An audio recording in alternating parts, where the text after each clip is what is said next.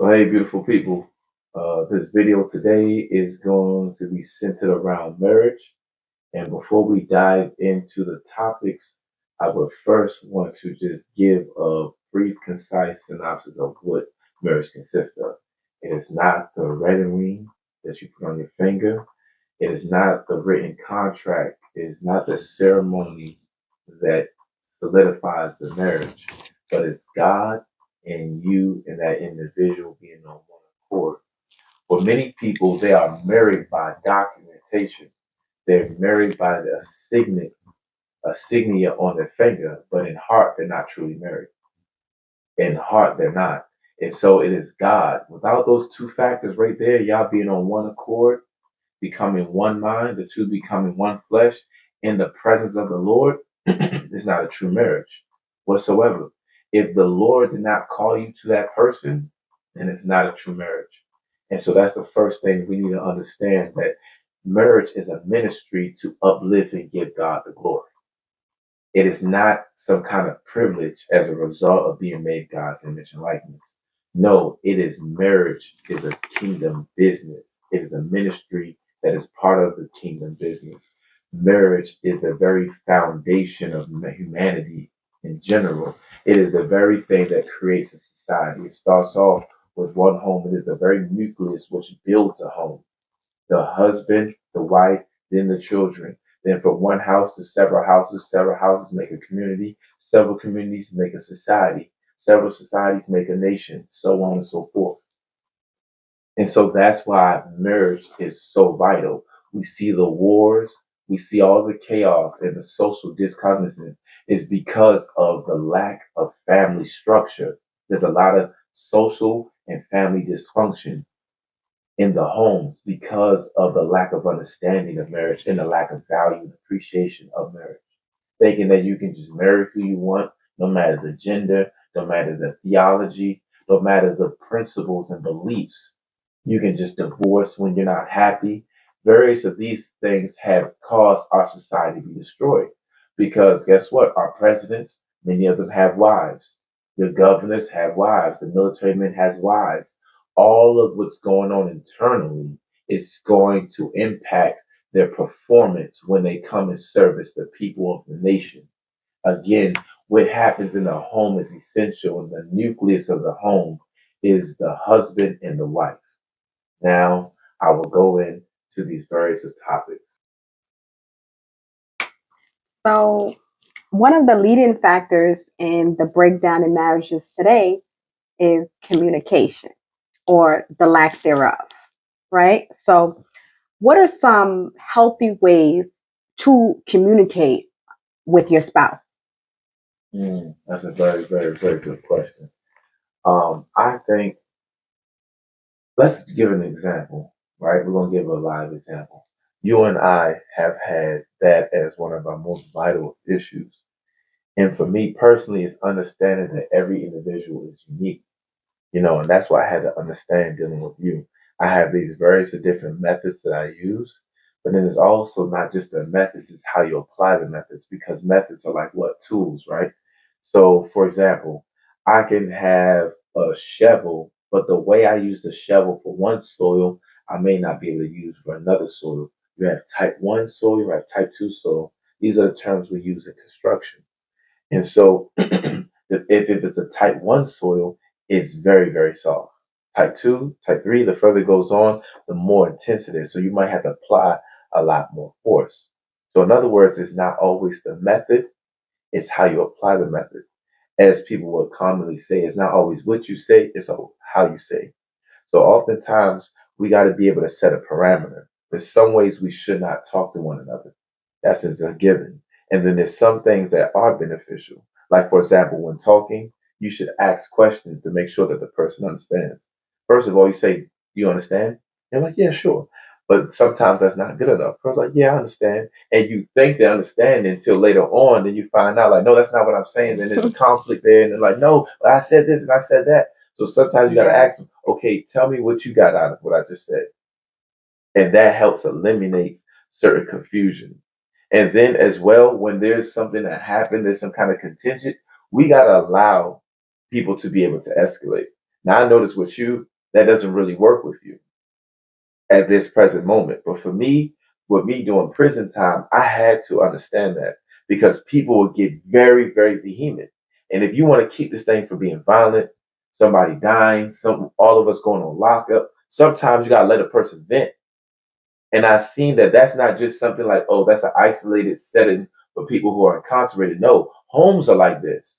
But we'll get so emotional to want to strike one another, go into domestic violence, or walk out. When sometimes you just got to let the person vent. They're upset. Sometimes they're entitled to be upset. Sometimes them being upset is not warranted. And we both have experienced both of those situations. That is true. Sometimes the fact that that you're saying things that I don't agree with, that I feel may be untruthful, or the way you're doing is trying to attack me, it doesn't constitute me to get rage. Or the fact that you're raising your voice doesn't necessarily mean that I need to raise my voice. Sometimes I just gotta accept that. So it all depends, and so that's why I always recommend that before going into conversations, prayer is essential. Prayer. If you know that it's going to lead to a conflict, go into prayer. Make sure that you pray throughout the day and that you're praying with the person, right? And that oftentimes helps if both parties are praying in faith.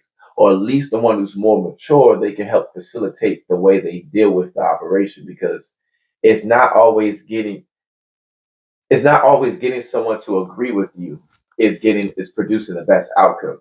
Sometimes being able to have a conversation and without letting it leave in contention may be the best outcome. Meaning that just because we didn't agree, that doesn't mean that we didn't get nothing done. The fact that we was able to survive after it, where we don't want to separate and don't want to be around it, is Yes. good enough. And then so in our Yeah. relationship, this is a great example. We're trying to go 7 days without that kind of conflict, which is very important. And so I think that's just the best way. Learning what things are not acceptable to say, what things are not acceptable to do. First and foremost, we gotta be transparent. We gotta hold ourselves accountable. Two, we don't have to always highlight the worst. We don't always have to think the worst. We also need to listen to understand versus to always respond, right? And then be mindful. Some things are sensitive topics. So then we gotta let a person have some freedom of expression, right? Yeah. And then in addition to that, um, always looking to resolve the issue in love. Because at the end of the day, love is more important than fault finding, right? The fact that we can grow in love is the greatest solution. How can we prevent things that may strain our love or strain our relationship? What can we get out of this that will draw us closer than draw us apart? And so with having those things in mind, I think outside of that, there don't need to be no other kind of set rules. Besides that, just let everything else free flow.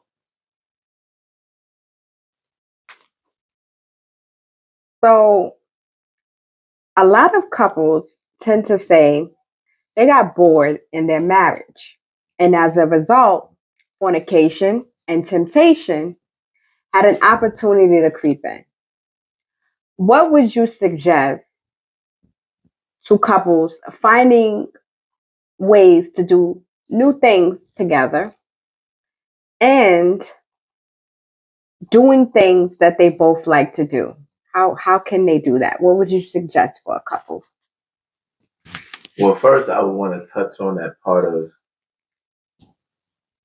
utilizing boredom as the excuse to why fornication crept in and why adultery crept in ultimately because when we're talking about I don't recognize boyfriend and girlfriend in the sense of shacking up, A boyfriend is literally a male that's a friend. A girlfriend is literally a female that is a friend, right? And so if you're married, it's straight up adultery.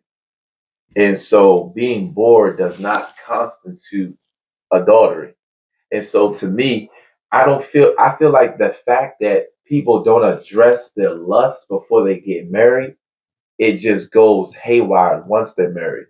And in fact, many believers, especially Christians, they get married to hide and to not having to address and deal with their lust.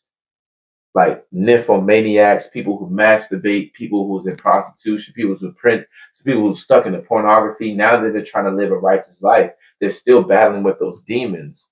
And so instead of going through deliverance, they think that marriage is going to deliver them. And so what they end up doing is they hide their problem and addiction to porn behind the sex. And so it's not really lovemaking. It's just lustful sex that is taking place. And so that's the danger. And that's why I try to tell people before that you can lust after your spouse because it's not ultimate love. It's the fact that demons are looking to get off. And so now you're actually intertwined with a demon, three-way marriage, a three-way orgy in a sense that is involved. And so I think one of the first essential things that needs to do is that if people have already moved forward in a union like that, there needs to be abstinence of sex. There needs to be abstinence of sex. There needs to be activities that incorporate God that is going to help with self discipline, right? It's because there's a lack of fear of God that you think, well, just because you're bored with a person, that your eyes can start to wander. There's a lack of love for self, and therefore you won't be able to love your spouse truly, right? Because it's impossible to get bored even with your own self if you really focus so much on yourself in a society that teaches you to do the opposite. There's so many things that we need to undo. There's so much time that's been spent on absorbing other people's way of thinking that you need to spend time undoing that and find out more about yourself. Now that's a whole full-time job. So if you do that on top of trying to discover more about your spouse, you won't have time to set your eyes and wander in places to lust after the flesh because you're not even lusting in your own marriage. So how can I lust after another woman if I'm not lusting over my wife? If I'm not just trying to, the only thing that I find satisfying is when we're having sex. I like the way that Chantel massages me. I like her laugh. I like her critical analytical skills. I like the Bible quizzes that we do.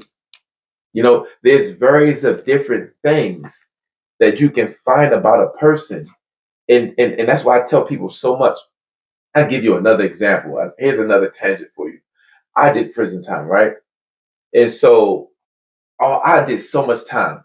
And I done had several different cell buddies. You know what I come to discover? Is that I know many of them better than the woman that brought them into this world. And some of these men 20, 30 something years old. And I can tell these women more about their sons in 6 months. I learned more about their sons in 6 months than they learned in 6 years, 16 Wow. years. Because you're just in a home with a person. That doesn't mean that you fully know this person. What does the time look like? That would determine the quality. Like you can have a conversation with a person, but are you picking up everything that they're saying? Are you picking up the body language? When y'all went to go for that walk, what were the moments that y'all share? What conversation did you spark? When this person was telling you about their creative ideas, how much of that information did you retain? What about it that you seen yourself in? That connection as well too. Because in relationships where people are completely different, y'all can actually become new creations together because as the two shall become one. They both can bring. There's certain things like, for example, heavy on that. That just something may seem small. I got that little slang term from Chantel. I done never said that before. You know what I'm saying? But she's like, yeah, heavy on that. So I'm like, yeah, heavy on that. You know what I'm saying? Like our ways begin to rush off, and it's supposed to be that. That's what the merging is about. That's what emerging is about. And so how much time and how do you invest that time is what's going to keep you grounded. But again, to give a summary of that, to bring it to a conclusion, don't forget that what first needs to take place is you need to submit yourself to the Lord. That's the first and foremost. If both parties are not submitting themselves to the Amen. Lord, you're not going to make it in a relationship. Two, in consequence of that, it's going to take self discipline because a lot of people are going into the relationship with strongholds, with worldly patterns, and all kinds of vices. And so there's going to need for all that deliverance and hold yourself accountable and then have patience with one another and realize, look, like, yo, this person is going through something. It's already going to be a challenge merging and becoming one mind, let alone if y'all both coming in with so many different conflicts. And so give that person that space to evolve, to heal, and vice versa. And don't let the enemies orchestrate y'all as if y'all combating it. But y'all both individuals in the sandbox trying to find yourself to glorify God together. Yes. So I just wanted to piggyback off of the topic of lustful sex and be a little transparent for the sisters out there about some things that I had to overcome within our marriage. And so when we first got together, I was just like coming from a place of just being like super sexual, and I hadn't been with um, a man in a while. So it was like, oh, I just got this good looking fine man. And, I just wanted him to jump up and down on me. And I just realized that, I had to take a deep look within myself and realize like, oh, this is coming from a lustful place. And I'm lusting after my husband. And so I had to do some inner work and figure out new ways to connect with him outside of the bedroom. So I just wanted to be, and we've done that, we still working on that. And I wanted to be transparent with the sisters out there that, I understand that it's not a shame. It's not something to be shameful of. It's not just the men that go through this, and it's not something to be shameful of. Identify it and just work on it so that you can go, first of all, go closer to Christ and in your walk. Awesome. It is commonly known that it takes trust to build any relationship. So, how do couples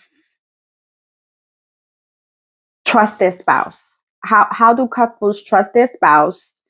And what should a spouse do if the trust is broken?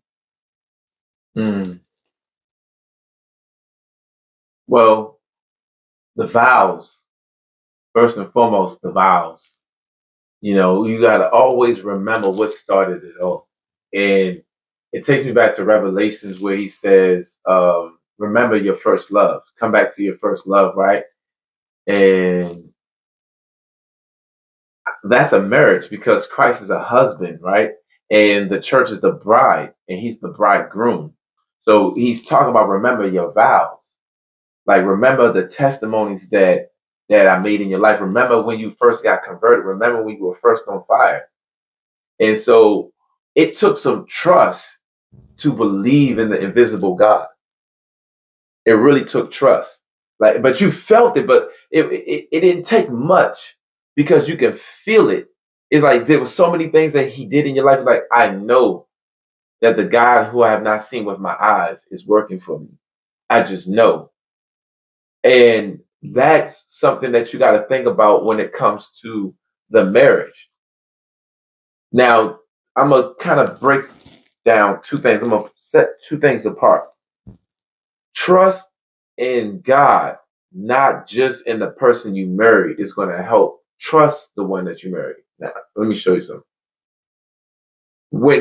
Because not everybody made the most, I would say, wisest decision in marriage. That's what you're going to feel. You're going to feel like you didn't make the most rational decision, whether worldly or godly. That you're going to feel that. Many people, and the enemy is going to send those kind of signals to you. But guess what? For those who believe in Christ, you got to remember this. You're first married to God, and through God, you can do all things. For the very reason why Apostle Paul gave the instructions that if your spouse want to stay married to you and they be a non-believer, then stay married, male or female. Now, if you can be compatible with a person that you're married to that's a non-believer, how is it two believers are struggling with trusting? I'm going to show you how. Because they're struggling with trusting in God. And that's what even you and I used to go through. Me and Chantel used to go through that. Like she would feel some kind of way when I would question her relationship and her integrity with God. But I do this not because I'm trying to hurt her, but I'm trying to get her to realize I'm not being, how would I say, inconsiderate. I'm not being incompassionate.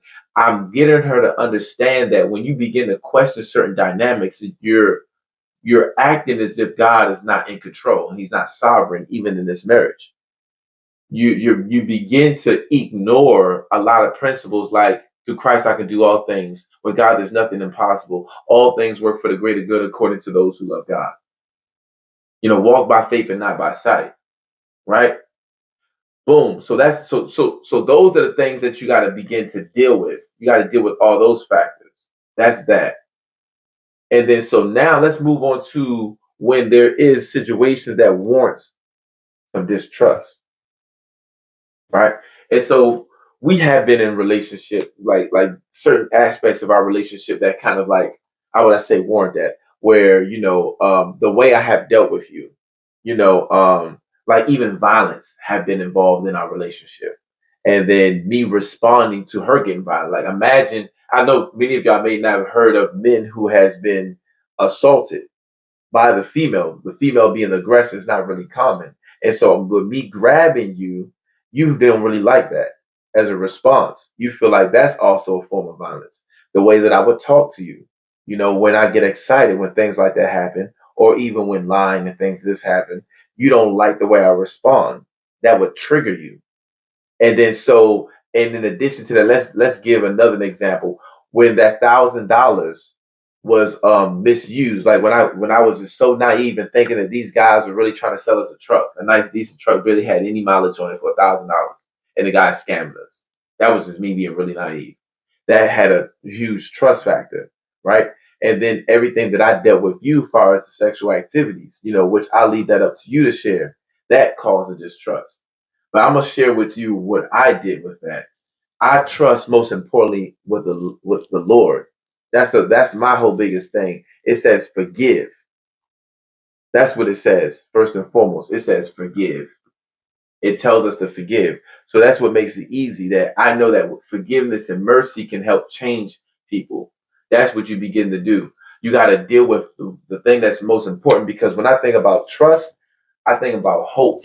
I think about faith. In order for you to have a certain amount of faith, because it says faith is the substance of things hoped for, the evidence of things not seen. I must trust the evidence that is not seen. It takes an amount of trust in order for you to have faith. Like, and then hope as well. When people like, someone like, man, is he going to show up? And you're like, I know he's going to show up. You don't know. You don't really know. It's not like he called you. It's not like you got the little Uber app and you can see the car on its way. You just literally just believing. It takes a certain amount of trust. And there could be some reason why. Like, because this person has a track record of doing this and doing that. And so my thing is that you got to first trust in God. Yeah. Amen. You got to trust in him. It doesn't mean that you blindly be naive to what has already transpired.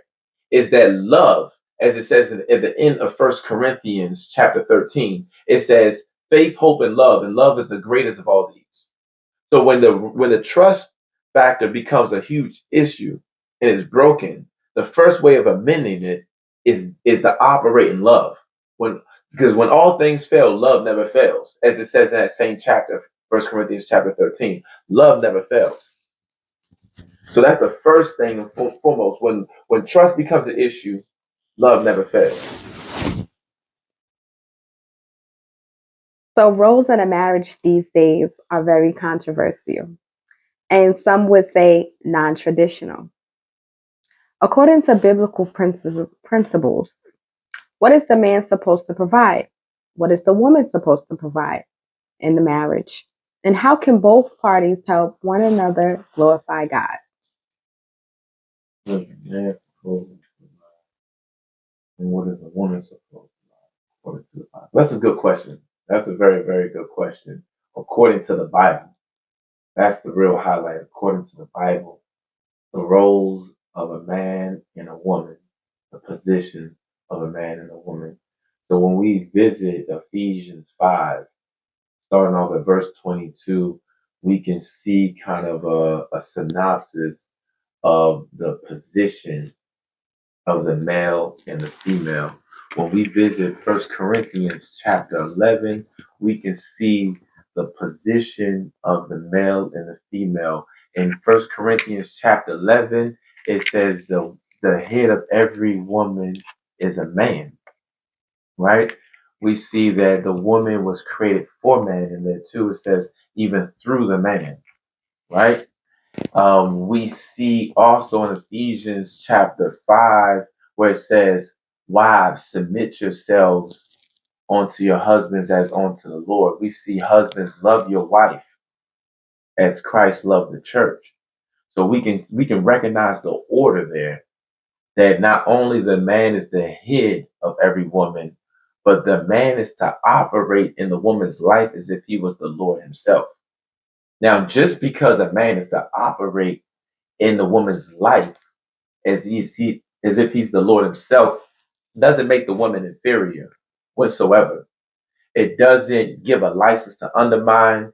It doesn't support the idea that the Bible is misogynic whatsoever. Because when we go back to Genesis chapter 2, where it says that in the Lord, Yuhevahe, specifically Yahweh, the self existent God, did not find a helpmeet for Adam. The Hebrew word for helpmeet comes from the Hebrew word for helpmeet is azar, which means to protect, to aid, and to surround. So the helpmeet, remember the woman ended up being the helpmeet. The woman ended up being the azar. So that means the woman was fashioned and designed to protect the man, to aid the man, and to surround the man. And most people don't even know this. So I know many of you are going to be well shocked to hear that this is what the word of God says, that the woman was created to actually protect, to aid, and to surround the man, right? And see, when we think about protection, we think about physical security, but we forget financial security. We forget emotional security, right? See, it's an emotional, having respect and honoring a woman is an emotional thing, as well as a woman honoring a man. That's an emotional thing. So when you show your respect and honor for me, that brings a certain amount of security to my emotional being, to my emotional existence, to my mental existence. That helps me with my mental stability. Also, we've seen in Proverbs 31, we've seen that the woman was sent out there into the field, right? She says that anything that her husband gave her, whatever she touched, she multiplied. The man was to go conquer territory, acquire acres of land. The woman was to build it up. The women were the hustlers back then, those days. Now the men are hustling. We think that by us going to pick the field for massa that we're breadwinning. But many alpha males are looking like Proverbs 31 women out here. And that's the reason why the wolves are dividing our homes, because we're not providing no actual security from our disposition, from the way we're supposed to operate. We're out of operation. We're out of order in this. The man is supposed to be securing the home and educating the children, training them up in the way that they should go. The woman is supposed to deal with the social dynamics and the financial dynamics. But it's not like that today. We see that also in Isaiah chapter 4, starting at verse 1, where it says the seven women should come on to the one man and say, we should provide our own food, right? Our own clothing, right? Let us just cleave onto you and bear your name. So that means that they were already sufficient enough to go out, just like Ruth was with Boaz. She worked the field with Boaz. So I brought up to say it. Some components is going to be dependent upon the circumstance. We understand to what some degree that the man is supposed to be the head over a woman, right? That the woman is supposed to be in submission and subjection and reverence and obedience to the husband, right? Because the head of the man is Christ. As you go back in 1 Corinthians 11, see that. That's why. And the head of Christ is God. So that's the order. But when the man is no longer in subjection to Christ, then, right, that's a given for many of us, right? And so now what we want to look at is far as how to provide, because you mentioned the word about providing. You said about provision. Yep. And so how do the man provide? How does the woman provide? It's really going to be determined on the circumstance. Of the Proverbs 31 woman, again, we're talking about people that we got to look at the context, not just of the time, but of the individual's circumstance. She was the husband of a man who was in a royal position, of a noble position. And so there was kingly operations. So yeah, she was out there the one hustling, dealing with all the finance. Whereas Boaz, he was in the gutter with it. And so Ruth had to go out there in the field with him and work in the field with her husband, right? So one situation where a woman was working for her husband, and then another situation, a woman was working with her husband. And then we got several accounts with the patriarchs where the women wasn't working at all. You see what I'm saying? So we got to look at the totality and dynamics. Like even in my relationship with you, there's a reason why you need to work on deliverance, mental stability. We have a certain dynamics in our relationship, which is already have shown that it's not conducive for you to be working right now. And so with me going through information technology training and the fact that we've been blessed by the Most High, so we don't have to worry about certain financial resources and we're being provided for when we need it because of the labor that I do in this ministry, that it doesn't require for you to even work right now. And thus, when I graduate, when I'm given the opportunity, he's going to open up the door for me to work where we can be substantially compensated for the resources that we need. And so then we got to strategize around that. But because of traditions of men, we see that homes have become very dysfunctional because the fathers are absent. And not because the fathers are out here running after other women or they're in jail or they're dead. It's not always the case. It's not even majority of the case. The majority of the situation is many of them are going out in the military. Many of them working a full-time job or even two full-time jobs. And so where are they to show affection? Where are they to show affection for the kids? Where are they to show affection for their spouse? Shoot, where are they to find solitude for themselves and to get affection from the Father? But they're out in Egypt just laying brick upon brick, brick upon brick, brick upon brick, and not building up their kingdom, not building up their crown, not putting the wall of Nehemiah around. We're not building up the walls of Jerusalem because we got our hand on the plow in the field of the devil. That shouldn't be the case. When this that's all supposed to be for a short amount of time, and you're supposed to consolidate your resources and your talent and to come up out of Babylon. And so again, it's going to be a various of different circumstances that's going to determine which situation applies for what. And then people have to be learned to be content with having to be how would I say, deconditioned. I'm just going to create this word, deconditioned, because people have been conditioned, right, with a certain way of thinking. You know, the woman is supposed to be at home, the man is supposed to go out and go chase the money. Women are more than likely to get a high paying job in America today than a man is, especially between the black families. You're more than likely to get the job and to get a high paying job. Why would that? Why? Because of what the white man says? That's how it's supposed to go. And then what? You're supposed to be at home struggling to get respect and honor from the kids? Like, make that make sense. When we see the statistics that even white children listen to the black man more than before they listen to their own daddy at home. Not only the kids, you have seen it. You have been an eyewitness. She's struggling out there. I get the phone from him. Put me on the phone, things goes good. You only rebel him when I'm on the phone because I'm not in his presence, because he wants to be in my presence. This happens with any children, no matter the ethnicity. So why are we sending the black man out in the field to do what everyone else can do? Even as it says in the book of Acts, it says it's not fit.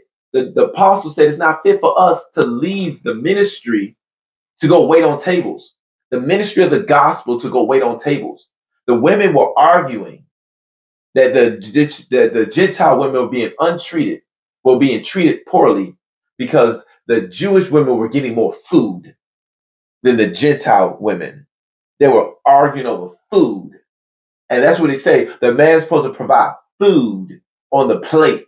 That's what it's supposed to be here in America. The man is supposed to provide food. The very thing that we wanted to go back into Egypt for. We was ready to go back into Egypt for food. We was leaving out the wilderness. It says that Moses, you sent us out here to die. We rather go back to Egypt for cucumbers and watermelons. So we rather go send a man out to work and have a dysfunctional home for cucumbers and watermelons. We gotta understand that this is why the Lord says the heart of man is wicked, who knows it.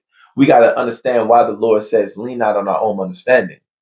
Because this is man's way of thinking. It should not be that way if it doesn't happen. Now, sometimes we're in a situation where both of us had to work. We got to get up out of here. But that's not God's standard. Now, of course, he's going to give you the wisdom according to where you're at. But in an ideal situation, that's not how it works. In an ideal situation, if we had a homestead with 200 something plus acres and we're building the village, the women is supposed to, once the man is supposed to teach the women how to grow the crops, grow the vegetables, how to go and produce this and produce that. And then the women start to make all the sales and the transactions. He builds the whole enterprise. She manages the enterprise for him. She's not a lesser being, as the word Azah shows. It says she's supposed to protect, to aid, and surround the man. That's his first aid, his financial aid, his emotional aid.